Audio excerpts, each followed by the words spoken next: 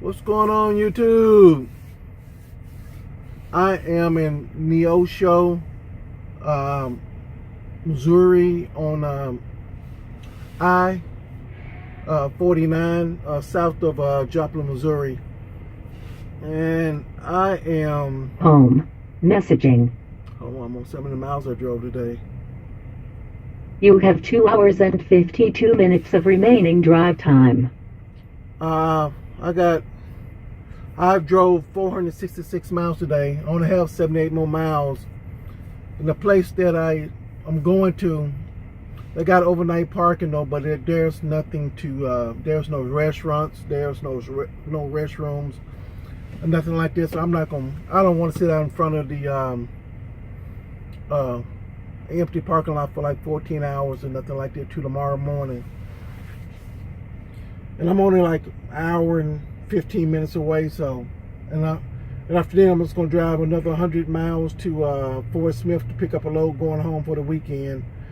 Hey, but what I want to talk about, guys, remember, when you're picking a company to work for, flatbed, or driving a temp control, or dry van, just remember, try to get the most money possible. You need to get that 1 year experience though, but you don't have to starve to death doing it. So make sure that you do your homework. And right now, I wouldn't go work for a company now, believe it or not. A lot of companies start you off in the upper 40s with like 48 cents a mile, straight out of school now. And after 6 months, you're making over 50 cents a mile. So you don't have to take no 40 cent per mile job. Do your homework. Do what works for you and your family. Many people have a misconception that we flatbed drivers, we do everything outside. If you see a load that's tarped, most time it's tarped inside, because if the weather, they don't want it wet for that reason. So they're not going to send you out there in the dust and stuff like that. If the material needs to be dry and clean when you get where you're going, they're going to make sure that you tarp inside. So most people think that we do everything outside in the wet and cold, which is not true. I just want to get rid of that misconception. We do a lot outside though, but everything's not done. A lot of stuff is done inside this time of year. And take your time. Do not, make sure before you go to a company that you're hired before you get there. Don't get there and they find a mistake on your employment record, then they could disqualify you. Make sure before you go to orientation that you have been your background checks have been done, the verification of your employment has been done, and everything's okay for you get there. Don't get there for no 2 or 3 days, then they say, oh, we found a mistake, we found a ticket. Have that done before you get to training anywhere where you want to go. Trucking, if you don't want to stay in trucking, it's a good stepping stone job to get you to the next level where you want to go.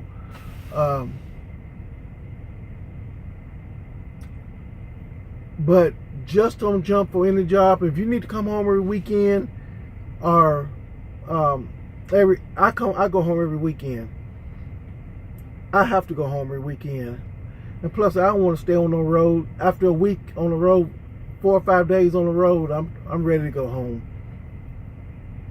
So just make sure, and if you're not sure, ask someone before you make a decision. A driver that has experience driving, and ask them about the company before you go there if you're not sure. Because recruiters, they'll sell you the world, because they need to fill so many slots to keep their job. So Don't go to no place and be miserable. That's why you left your other company. You trying to find something that's gonna be that you know it's gonna make your wife happy and your kids happy and you happy. So don't jump because they say come. Do your homework. I mean, that's the most important deal. Do your homework. And if the numbers don't add up before you go, they're not going to add up after you get there. So, I'm going to tell you another thing. You really don't want to get a job that you're going to drive no. You can get a job driving 2,200 miles a week and make over $1,000 bring home net. After taxes are taken out, insurance taken out, you can make over $1,000 a week within your first year of driving for a company. So, but the most important part of it is do your homework. Ask questions to these different drivers on YouTube. If you got a question for me about a company, I will do my best to get the answer for you. But don't, because you're going to find yourself miserable at a company. And all these companies, there's no perfect companies out there. There's some good companies, there's some great companies, but there ain't no perfect companies out there. You're not perfect, and we all fall short of the glory of God. So, just remember, just do your homework. And,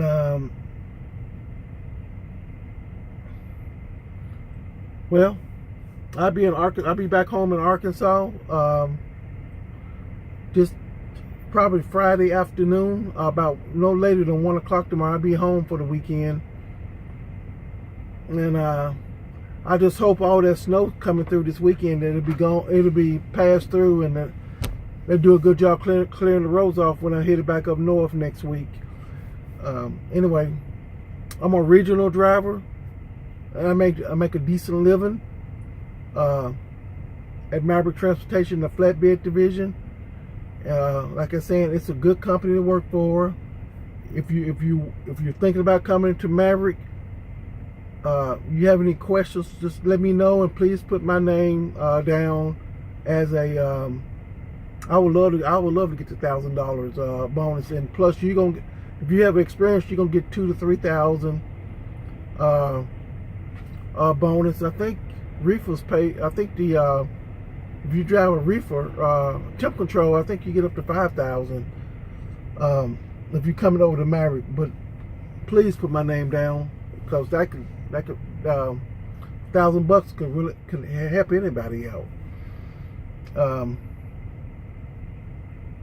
Again, I'm at the Love Truck Stop in Neosho on I-49, and stop for today. And I noticed another thing too, since the ELD went in effect last month on 18th. I noticed on certain freight lanes, man, if you don't have if you're not parked by 7 o'clock, you're not gonna get no parking spot. So I had to find a parking spot in Bloomington, Illinois, at the TA. It was at the Petro TA in Bloomington. Man, I was just shocked that it filled up so early, but it's because of the ELDs. You just can't be 2 hours away from your destination. Just keep going now, because you're gonna get a violation. You could get a violation and lose your job now.